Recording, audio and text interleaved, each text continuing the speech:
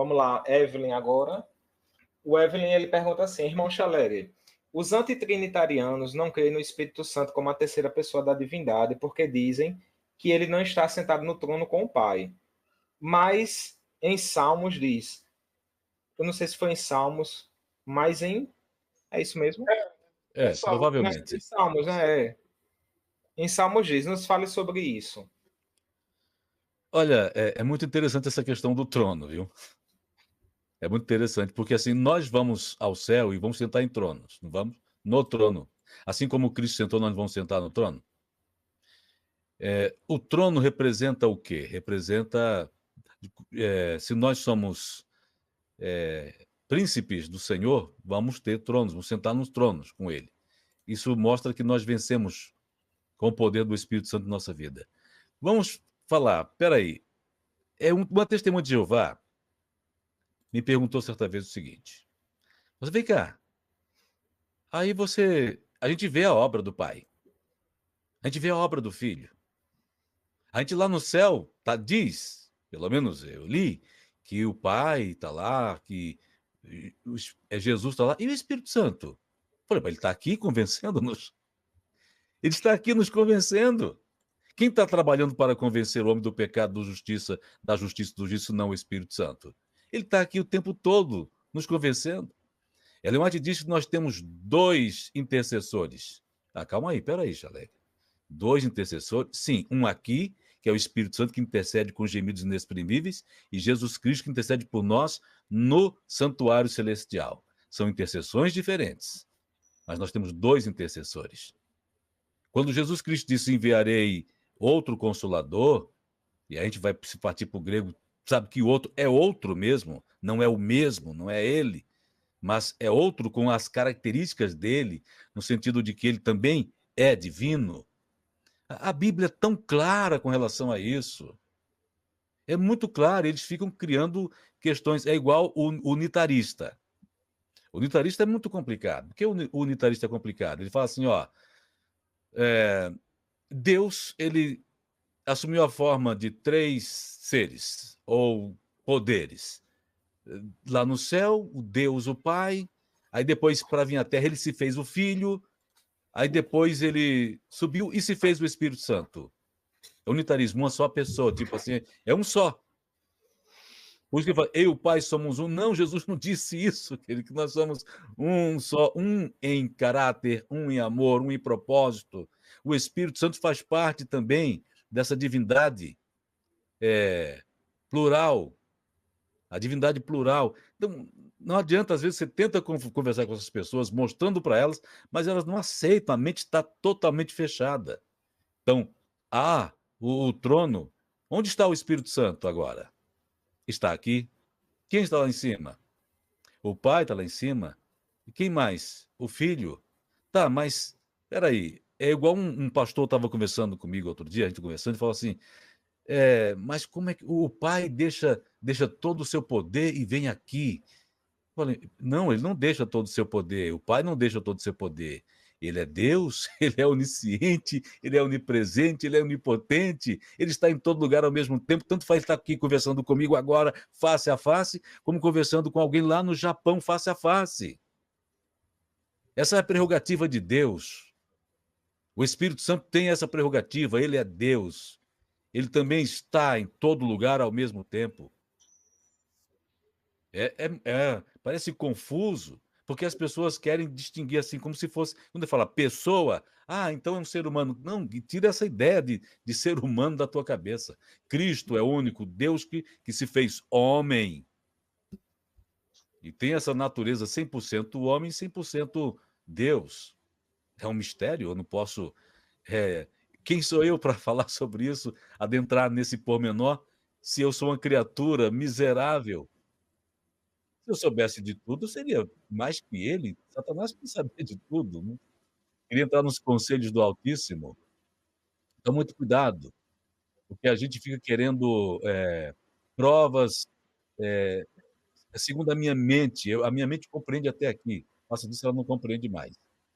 Tem coisas que só pelo Espírito Santo, senão você não vai entender nunca. Eu coloquei um texto aqui que Quer ler, Marcos, para a gente esse texto aí? O Senhor assentado sobre um alto sublime trono, Isaías 6, 1, vê também Salmo 9:7, Apocalipse 4, 2, 20, capítulo 4, verso 2, capítulo 22, versos 1 e 3, e etc. Mas alguns textos mencionam a existência de tronos nas cores celestiais, especialmente quanto outros seres celestiais participam de uma sessão de julgamento. Por exemplo, o profeta Daniel diz que continua olhando até que foram postos uns tronos no céu. Daniel 7, 9. Também o apóstolo João afirma ter visto em visão tronos sobre os quais se assentavam aqueles dos quais foi dada a autoridade de julgar. Apocalipse 1, 20, verso 7. Gostaria de emendar aqui uma coisa que eu aprendi com o professor Azenilton Brito. Professor, forte abraço a você aí, viu? Essa dica aí eu vou dar do livro dele chamado O Desafio da Torre de Vigia. Sobre essa questão de trono, e também um forte abraço para o pastor Bianchini. Será que é isso mesmo, Marinho? Sei lá. Bianchini. Bianchini. Ele diz um negócio muito interessante. Eu quero compartilhar aqui com os irmãos essa informação. Vejamos. Ali. Acabamos de ler aí que Isaías fala a respeito que Deus está no alto e sublime trono, está sentado o Senhor. Isaías 6:1. Ora, o Pai é Senhor. Isaías 6, 64:8. Diz isso em Mateus 11:25 também. Jesus Cristo é Senhor. Romanos 1:4. O Espírito Santo também é Senhor. Paulo diz isso em 2 Coríntios 3, do verso 17 ao 18. Se o Pai e o Filho são os três chamados de Senhor, e o Senhor é que foi visto no trono, então podemos estar certos de que os três estavam lá no trono. Quando se tem aquela visão ali de Isaías capítulo 6, nós vemos que Deus está no seu santo templo e suas vestes estalares enchem todo o templo. E quando se fala Senhor ali, é o tetagrama que está ali, as 4 palavras sagradas. Que é o Y. Yod, Re, Vav, Re. Exatamente. Por isso que é bom ser trinitário, que pelo menos já lembra isso aí fácil, tá vendo aí, moço? Eu não estava lembrando. Então, vamos aí. Então, Mas uma coisa, Marcos, perdoe-me interrompê-lo, sim. mas só um adendo, é que uma vez eu conversava com um desses meus amigos antitrinitarianos, e ele disse o seguinte: só tem um Senhor. Só um Senhor que é Deus. Eu falei: "Espera aí. Então tá errado. Então a Bíblia, vou ter que rasgar a minha Bíblia, porque ela tá errada, que ela diz que ela fala que Jesus é o Senhor, ela diz também que o Espírito Santo é o Senhor, e agora, como é que eu vou fazer? Vou Pois rasgar é. a Bíblia?" É porque, veja bem, se eu falo, qual é o tríplice nome de Deus? Lá em Mateus 28:19, Ellen White fala assim, ó: "Batizados no tríplice nome de Deus, Pai, Filho e Espírito Santo." Não está dizendo os nomes, é singular, não é plural. Tríplice nome de Deus, Pai, Filho e Espírito Santo. Ellen White diz claramente, coloca como a Bíblia faz referência que Deus, a divindade em 3 pessoas, é o único Deus. Um Deus no sentido de que ele é único, no sentido que só ele é criador, só ele pode. O Espírito Santo é Deus, Jesus é Deus e o Pai é Deus. Ellen White disse tão claro, muito claro. E alguns que defendem, né, que a serva do Senhor fez isso, falou aquilo. Então, a Bíblia está muito clara sobre isso. E quando você falou aí da divindade, que o Espírito Santo ele é o Senhor, que Jesus é o Senhor. Não é só Senhor, não, tá?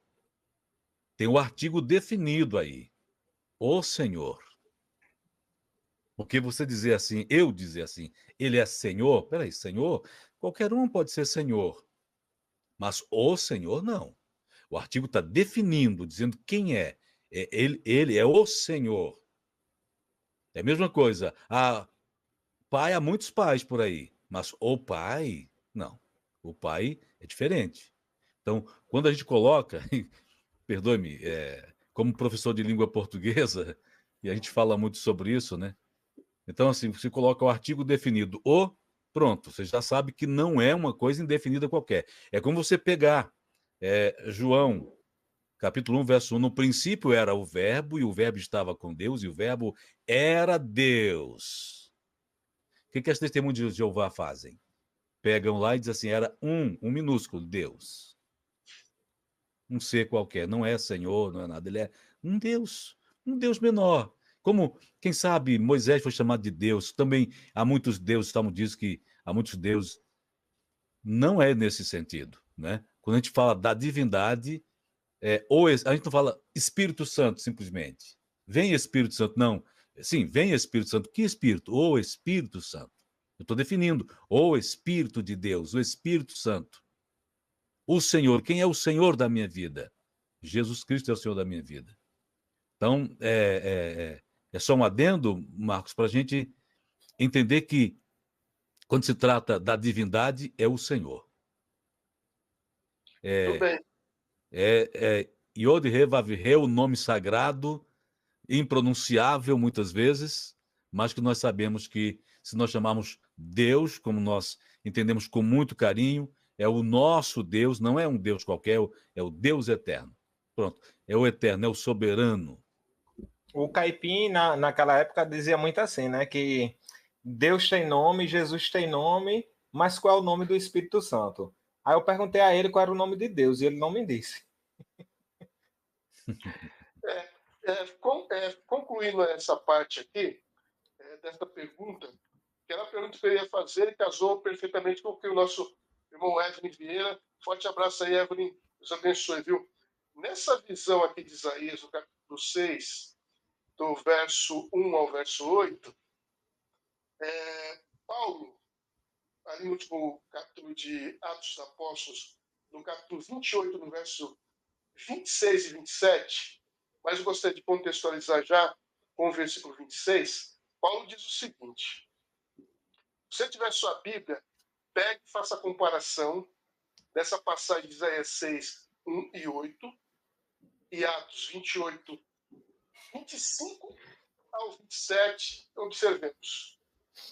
E havendo discordância entre eles, eu estou lendo Atos, e havendo discordância entre eles, despediram-se dizendo Paulo essas palavras: bem falou o Espírito Santo a vossos pais por intermédio do profeta Isaías, quando disse: vai a este povo, dize-lhe de ouvido ouvireis e não entendereis, vendo não vereis e não percebereis, porquanto o coração deste povo se tornou endurecido, com os ouvidos ouviram tardiamente e fecharam os olhos para que jamais vejam com os olhos, nem ouçam com os ouvidos, para que não entendam com o coração e se convertam e por mim sejam curados. Notemos que nessa visão de Isaías, Paulo está se referindo justamente a Isaías capítulo 6, porque é justamente lá que o Espírito Santo ou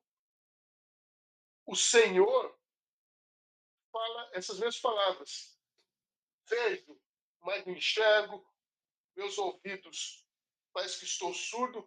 Então, uma vez eu tive essa experiência com o testemunho de Jeová, aqui na Praça da Sé. Eu perguntei para ele se era Jeová. Na tradução dele está escrito que era Jeová. Muito bem. Aí eu fui para essa citação de Atos. A conversa acabou ali. Quando eu mostrei que o Jeová que está se referindo ali em Isaías é desse que Paulo está falando em Atos, capítulo 28, do verso 25 ao 27.